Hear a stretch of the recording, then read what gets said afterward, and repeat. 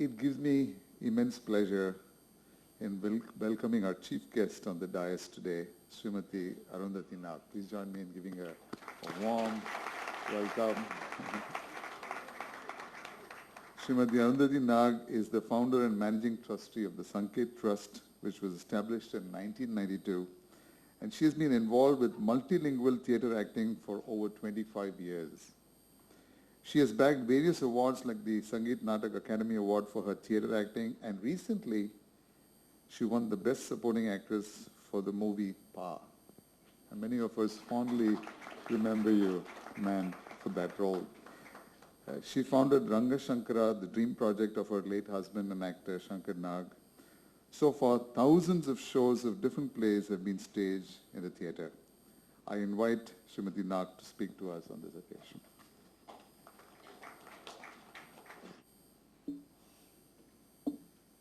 Namaskara. This is very, very difficult, like Anmol said. Such a distinguished group of people on the stage here in front of me. I really don't know what divine intervention has brought me here, but I accept with humility. Thank you, sir, for deeming me fit to be here. It is my privilege that I am in such august company. I'm sure my soul has gone up by many, many meters, and something is going to happen. Something of great value is going to happen in my life. That's the feeling I get. I've never met so many musically aware, alive, awake people. Be it even that little child over there, she knows more about music than me, so I'm feeling extremely small at this moment. But I will just speak about my experience in theatre and where the musical journey that Comet has gone through and that Dr. Subramanian has spearheaded could kind of make sense to so many of us actors who think that we know it all.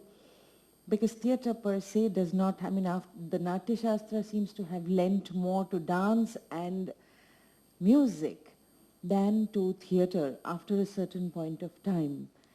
Because post-colonial influences on Indian theatre, especially urban Indian theatre, have taken away the rigor and the discipline that existed, at least in the folk forms, in the traditional forms.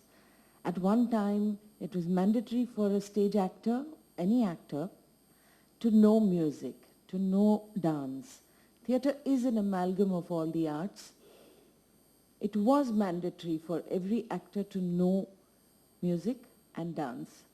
But now, in urban India, at least I can speak for the urban Indian theatre tradition, those who cannot sing or dance come to the theatre. And with the advent of television and cinema and the media hyping even the smallest achievement, even a small actor who plays the role of a little waiter in a play gets picked up by the television serials, is recognized on the road the next day, and really begins to think that he is an actor.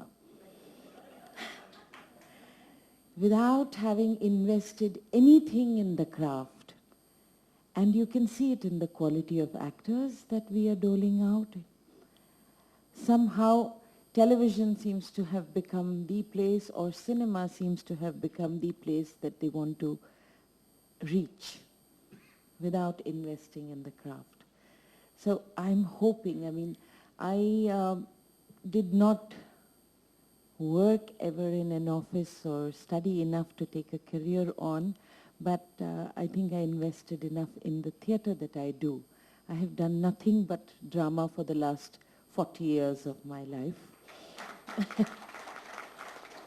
I started at the age of 16, and luckily I had very fine gurus. Without actually going into the formal training of a drama school, we have, for the contemporary urban kind of drama actors, we have one national school of drama in India, which doles out 20 actors a year who make a beeline for Bombay, for the film industry or the television industry. So the problems are diverse. I mean, a country of this size with so many languages.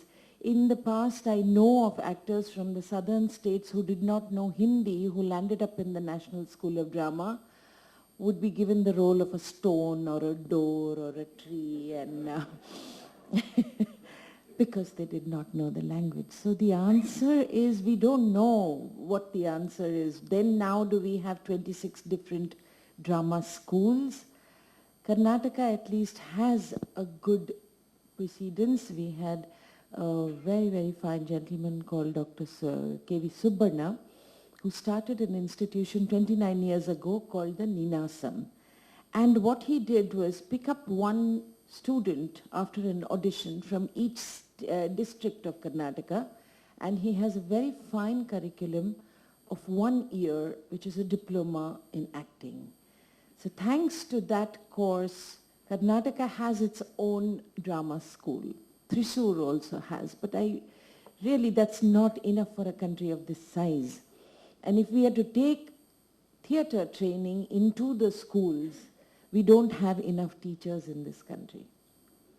So it's a chicken and egg situation when one says we want to take drama training into the schools. Maybe Karnataka is the only state that has a sizable body of trained people, trained in theatre and trained to impart the knowledge. So I don't really know where to begin on this count. I think Anmol's program of the Kali Kalisu actually attacking the teaching community and taking the multiplier effect. Then you have one teacher who has knowledge and that teacher takes it out into the schools is the answer for a beginning, definitely. About the theatre and music part of it, you know, we actors are, first of all, it is about finding your voice. And the second thing is about playing in another voice. Theatre, that is the difference really between a musician. Musician finds his or her voice and then sings in that voice. Whereas a theatre actor plays the role of a person who's probably got a cackling voice, otherwise plays the role of a person who has a very thick and bass voice. And to rehearse that for a month, drama does not have the luxury of rehearsing for 6 months at a time and then going through the voice culture. So we really need the intervention from the discipline that your methodology has created to find your voice and then be able to take it to that other level where without damaging your vocal cords, you are able to stay in that zone of the cackle or the nasal voice or the hoarse voice without damaging. I have done it over the years because it was required, and I found that after 4 shows my throat was scratched. My throat couldn't take the next shows. And with the youngsters it's even worse because they're not trained at all. I hope we are able to forge some kind of a further, I know you have linked up with Mr. Muthuswamy and worked with his theatre people, but if we can take some step towards bringing it for the theatre community in some kind of a way, if we can train them, make them more aware of their voices and voice culture particularly, a sense of rhythm, I would enroll as the first student. Thank you very much, sir. I congratulate you and pay my respects to the hard work. I know what kind of work would go into building an institution of this quality, very high quality.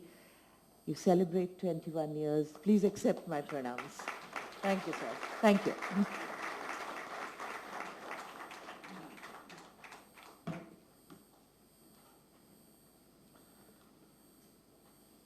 I'd like to say thank you to Srimati Arundhati Nag with a small token. Dr. Subramaniam, can you